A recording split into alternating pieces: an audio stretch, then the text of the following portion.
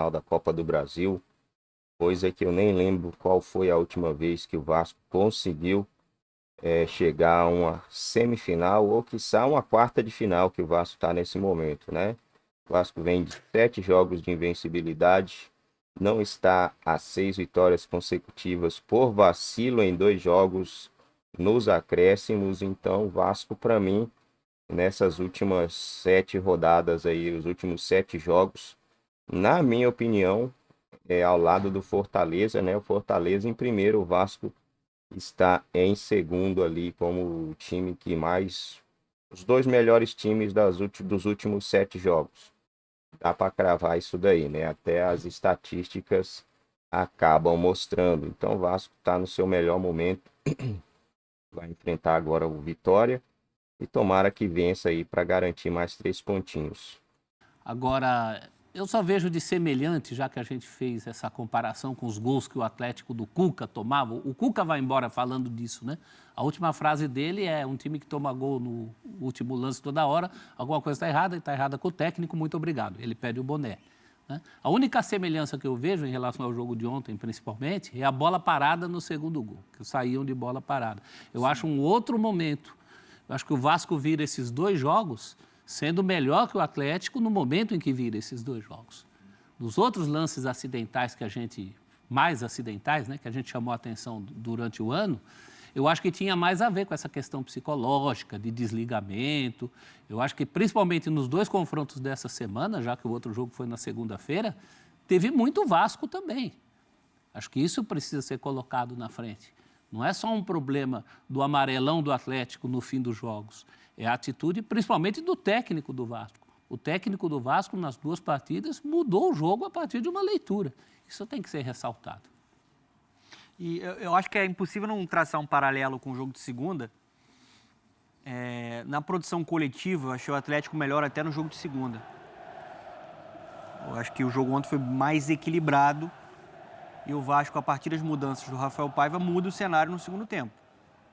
O que o Eugênio falou, concordo integralmente. Fala pro torcedor do Vasco, depois do 6-1, que o Vasco sofreu contra o Flamengo, se alguém chegasse e falasse assim: olha, dia 30 de agosto, o Vasco vai estar na 8ª colocação no Campeonato Brasileiro, o Vasco com o Rafael Paiva vai estar invicto jogando dentro de casa, e o Vasco vai ter uma possibilidade para a semifinal da Copa do Brasil. Torcedor do Vasco, de um empate. Torcedor do Vasco ia rir. Ia falar: você tá louco, dona?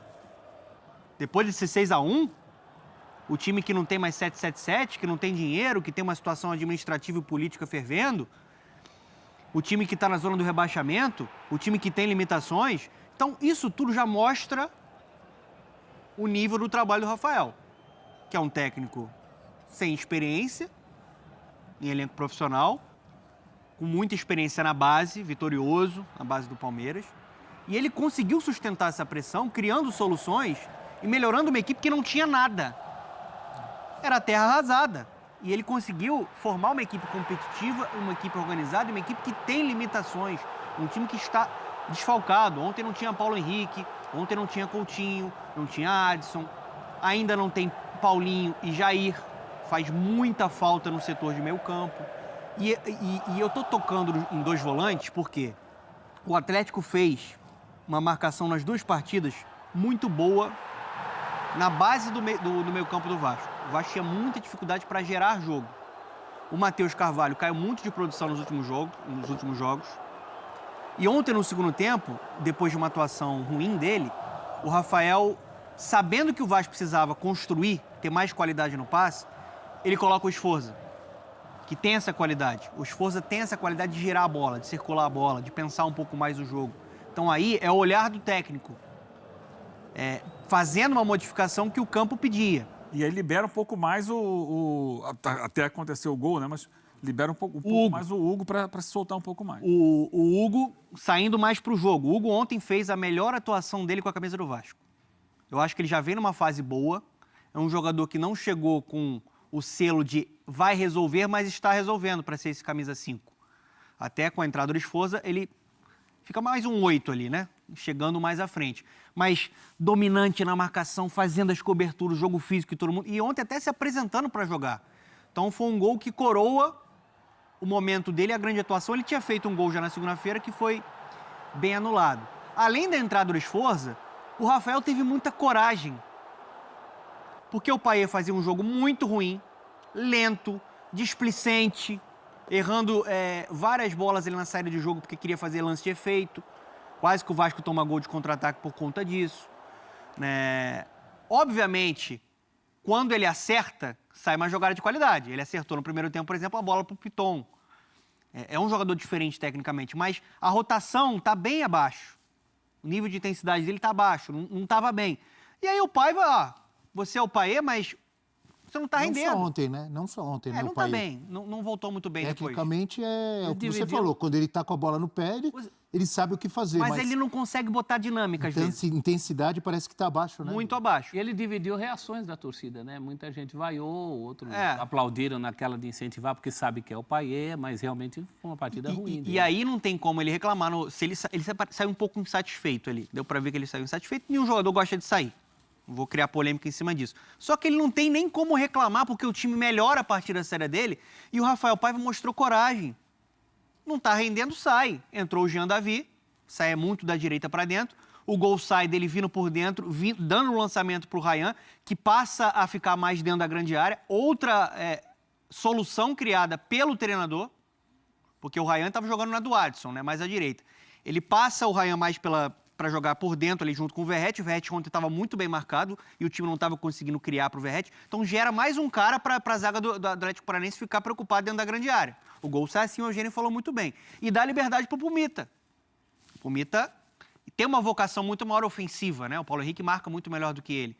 Então, assim, mexeu bem o Rafael Paiva, melhorou o time na temporada e ontem ganhou o jogo passando muito pelas opções dele. Ele teve coragem, ele fez modificações que foram realmente a chavinha para a virada importante do Vasco. Um confronto muito duro, é uma vantagem pequena, mas é uma vantagem dentro do confronto para se jogar daqui a 2 semanas, né? Dia 11 de setembro. Tem a data FIFA agora, dia 11 de setembro, em Curitiba, contra o Atlético Paranaense. Só para somar em cima desse currículo recente do Rafael Paiva no Vasco, amanhã tem um encontro gigantesco, né, no Rio de Janeiro. Líder contra vice-líder, não é? Fortaleza e Botafogo. O Vasco do Rafael Paiva eliminou o Fortaleza da Copa do Brasil. O Vasco do Rafael Paiva impingiu, gostou dessa, professor? Bacana, ao hein? Fortaleza, sua única derrota nos últimos meses. Bacana. Eliminou na Copa do Brasil e venceu no Brasileiro. Então, é isso. Essa única derrota nos últimos meses do Fortaleza foi para o Vasco. Fortaleza que é hoje o líder do Campeonato Brasileiro. Então, é leitura, é entendimento de jogo. E aí eu vou voltar no primeiro jogo que ele entrou como interino. Ele entrou como interino após a saída do Ramon Dias. Sim. Antes da chegada do Álvaro Pacheco. Acaba o jogo, Foi um depois empate. da goleada pro Criciúma. Deve ter sido o primeiro jogo depois daquela goleada.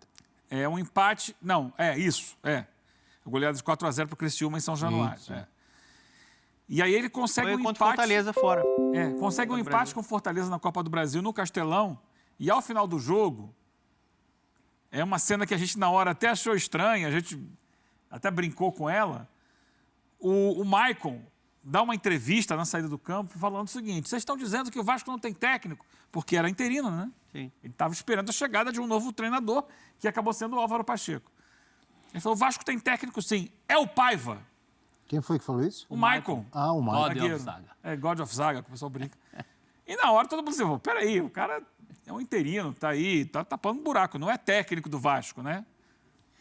E olha que aquela frase dele lá se for mostrando hoje uma frase acertada. Que interinidade difícil, Meia né? culpa nossa. Entre uma goleada de 4 para o Criciúma e uma de 6 para o Flamengo. Nossa. Quando ele entrega para o titular. Agora, eu estava pensando aqui no que o Eugênio falou sobre ele ser a grande revelação de técnico. Eu concordo e assino embaixo. Até Tem o Seabra também, mas não vive um bom momento agora. E até porque, para mim, Fernando Seabra não é tão revelação assim. Sim. Fernando Seabra já tinha uma amostragem de trabalho. Mas é revelação, professor. Sim, Time mas- de cima, não é? Mas assim, entre Eu acho que é. É porque agora ele é o técnico, né? Ele é o personagem principal. No ano passado ele fazia dobradinha com o Autuori, né? Mas muito da parte Então, mas tática era quase não moldado por aparecia, ele. né? Mas o Seabra, por exemplo, a gente já sabia a ideia de jogo do Seabra. Quando ele assume, ele não é uma total incógnita, né? o Rafael Paiva é uma grata surpresa. Assim, é um dos critérios que eu tomo quando voto em revelação, qual é o mais fresquinho no sentido revelação. E ele é, né? O Paiva... Diga. Desculpa, só para pegar essa carona, ele quebrou paradigmas, cara. Porque, assim, tudo que você pensa de um técnico que não tem experiência, ele passou por cima. Ele pegou um time esfacelado mentalmente, um time com diversos problemas coletivos, desorganizado, o clube em ebulição. Sai 777, entra o Pedrinho, que foi corajoso para salvar o Vasco. Situação financeira complicada, administrativa, a pressão. Quando você fala de Vasco, você está brigando dentro da zona, é sempre muito complicado. A pressão ainda é maior para os jogadores. Torcida indo em porta de hotel, em treinamento, todo mundo pressionando. Mesmo assim, mesmo com essa falta de experiência, ele ganhou o grupo, ele melhorou o rendimento de jogadores. Paulo Henrique, Hugo Moura, Adson, vai fazer muito falta no final do ano. O Piton voltou a jogar bem, a ser decisivo. Então, assim, ele passou por provações, por testes que, assim, a torcida de fato tem que abraçar. E tem outra coisa que é algo muito valioso para o torcedor do Vasco hoje. O Vasco voltou a ser dominante em São Januário, com ele. Nós vamos mostrar uma tela sobre isso já. Acho interessante você completar a sua fala dizendo que a torcida tem que abraçar. Todos vocês aqui exaltaram o trabalho com vários detalhes. Eugênio trouxe detalhes, o professor trouxe, você trouxe de jogadores que ele melhorou o futebol. Eu só fico triste que na primeira instabilidade, como vem acontecendo com o Cruzeiro, o Vasco não vai ficar ganhando sempre. O Palmeiras com Abel Ferreira não ganha sempre. O Flamengo com Tite não ganha sempre. O Real Madrid com Ancelotti não ganha sempre. O Vasco vai ter problemas. Não vão começar, eu sei que vão, mas eu estou pedindo, não vão começar a encher o saco, desculpe o termo, e falar que o técnico não serve, que é estagiário, que isso, que é... No Cruzeiro já está acontecendo isso, com o Fernando Seabra. Isso, infelizmente, é uma característica do futebol brasileiro que eu tento fazer a minha parte aqui, de falar sempre, de ser chato, para mudar. Deixa o cara trabalhar. É isso. Vai ter uma fase, vai ter um jogo ruim, pode acontecer uma sequência. Porque se não acontecer, então o Vasco vai ser primeiro, segundo, terceiro do Brasil. Porque ele vai ganhar até o final, vai ganhar a Copa do Brasil. Não vai ter... Os atropelos, as fases difíceis, um ou outro jogo acontecem. Então, vamos tentar deixar ele trabalhar? É legal que apareçam novos treinadores brasileiros com ideias boas, com bons trabalhos, numa fase difícil dos técnicos brasileiros. É enriquecedor que venham técnicos estrangeiros trazer outras ideias boas, ideias novas. Não quer dizer que técnico brasileiro não existe mais. É interessante o Jair Ventura fazendo um bom trabalho, mais uma vez, o Seabra no Cruzeiro, o Paiva no Vasco. Então, vamos ter um pouco mais de paciência, gente. Eu entendo você, entendo perfeitamente. Eu sou chato, mas eu tento lutar contra algo que é uma cultura que só atrapalha os brasileiros, atrapalha os estrangeiros. Com os estrangeiros é a mesma coisa. Perdeu 2, 3 jogos, não serve. Mas aí já dificulta a vida de quem quer cornetar também. Por exemplo, não pode ser... Eu quero dificultar quem quer cornetar. Então, mas é você ótimo. É corneteiro, não, Abel. É o corneteiro do corneteiro. Mas ele já deu argumentos para calar a boca dessas críticas que você está falando. Ninguém vai chamar... Você acha? Ninguém vai chamar Você acredita? Ninguém vai chamar de estagiário um cara que tira o Payet no dia que o Payet está mal. Um cara que enxerga o jogo e divide responsabilidades do Verratti. Um homem também constrói o seu destino a partir das coisas que ele mostra. Botou o Leandrinho para dobrar com o Piton Então, também de Não novo. estou dizendo que ele é perfeito. Já virou um ponto. Veja bem. Não, ninguém Eu é. não estou dizendo que é o novo Tele Santana. Que ele não merece, que ele não pode ser criticado. Claro que pode. Sendo técnico do Vasco, ele vai ter críticas. Eu só estou dizendo assim, nos primeiros tropeços ou fase difícil, não é para dizer assim, ele não serve, tem que trocar. Só que, Abel, isso eu sou contra. A crítica é normal. Técnico do Vasco, quando o time joga mal, ele tem que ser criticado. Isso aí é normal. Agora, não serve, estagiário, vai embora e troca. É assim que funciona. Tem que se analisar o contexto. O clube que ele está dirigindo, o elenco que ele tem, o elenco do Vasco é de mediano para ruim. Ou não? Sim. É um elenco que tem problemas na zaga, faltam opções porque tem muita gente lesionada no meio para frente. Então, assim, ele tá criando soluções. Ele elevou a produção desse solução é elenco. organizar o Posso time, mostrar né? uma tela antes de você falar? Porque você enfatizou que o primeiro jogo dele foi um bom resultado fora de casa. Mas ele está arrebentando em casa, Eugênio. Olha essa tela aí. Com a força de São Januário. Vasco em casa sob o comando de Rafael Paiva. Que continua tendo seus problemas, tá? Ontem, por exemplo, o gol do Atlético Paranaense é uma falha grave, especialmente, não só, mas especialmente da dupla de zaga do Vasco. Muito mal posicionada no lance. João Vitor e Maicon. Aliás, os dois jogaram mal ontem. Apesar do time como um todo, se a gente olhar individualmente, o João Vitor errou muito, o Maicon também errou muito. Os dois erraram no lance do gol. No segundo tempo, cada um ia entregando um gol de graça para o Atlético Paranaense. É que esses gols acabaram não acontecendo, mas erraram passes assim, realmente ridículos. O Matheus Carvalho também caiu muito de produção. Né? Caiu o Matheus, que foi um dos pilares da chegada do Paiva ao comando do Vasco, né? Quando ele finca ali o Matheus e o Hugo como os dois protetores da defesa.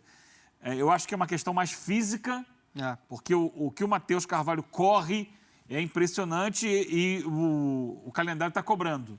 Ele está chegando um momento de desgaste que não consegue render mais no mesmo nível. E segunda-feira teve problemas também. O Vasco poderiam ter causado derrota. Quando estava 1-0, o Atlético Paranaense teve duas chances para fazer gol. O Atlético foi mais dominante no jogo de segunda do que ontem. Ontem o jogo foi mais equilibrado. Ontem, porque também o Paiva já identificou a postura do Vasco no primeiro tempo do jogo de segunda-feira.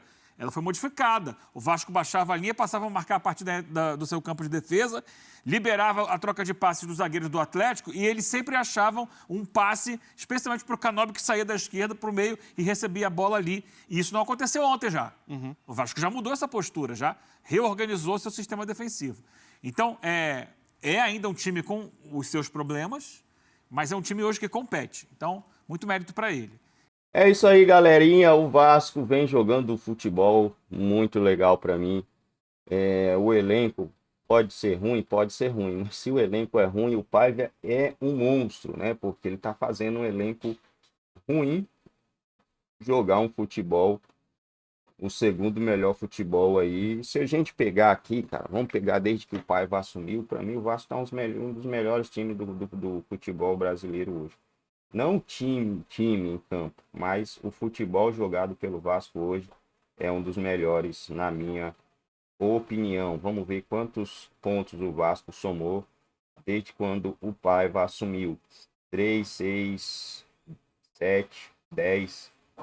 Vamos pegar primeiro só as vitórias, né? 3, 6, 9, 12.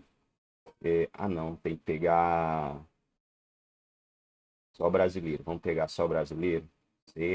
7, 10, não, peraí, 7, 8, 9, 10, 11, 12, 13, 14, 15, 16, 17, 18, 19, 20, 21, 22, 23, 24. 24 pontos somados desde que o Paiva assumiu. Vamos pegar jogos: 1, 2, 3, 4, 5, 6, 7, 8, 9, 10, 11, 12, 13, 14 jogos, 24 pontos em 14 jogos. Vamos ver se o Flamengo fez 24 pontos em 14 jogos. 3, 4, 5, 6, 7. Pera aí, tem que contar os jogos primeiro, né, velho? Aí não vai, né? 1, 2, 3, 4, 5, 6, 7, 8, 9, 10, 11, 12, 13, 14. 3, 6, 9, 12, 13, 14, 15, 16, 17, 18, 19, 20, 21, 22, 23, 24, 25, 26. O Flamengo somou 2 pontos a mais que o Vasco nos últimos 14 jogos. Um elenco horroroso, como diz os caras aí, né? O Botafogo, eu acredito que não fez esses pontos todos. Vamos ver. 1, 2, 3, 4, 5, 6, 7, 8, 9, 10, 11, 12, 13, 14. Eu acho que o Botafogo fez sim. 4, 5, 6, 7, 8, 9, 10, 11, 12, 13, 14, 15, 16, 17, 18, 19, 20, 21, 22, 23, 23, 24, 25, 26, 27. O Botafogo somou 27. O negócio é que o Paiva assumiu tarde, né, cara? Tá 27, 3 pontos a mais. Se o Campeonato Brasileiro tivesse começado na mão do Paiva, ele era o 4º colocado hoje, eu acho. Vamos ver o Palmeiras. 1, 2, 3, 4, 5, 6, 7, 8, 9, 10, 11, 12, 13, 14. 3, 4, 5, 6, 7, 10, 13, 16, 17, 18, 21, 24. Palmeiras somou o mesmo número de pontos que o Vasco. Então, o Vasco tá jogando futebol legal. Não é à toa, né? Isso eu tô pegando só Brasileirão. Se a gente for somar aí tudo, o Vasco e o Fortaleza tá em primeiro dos últimos jogos aí, né? Os últimos 10 jogos, o Vasco e o Fortaleza estariam em primeiro.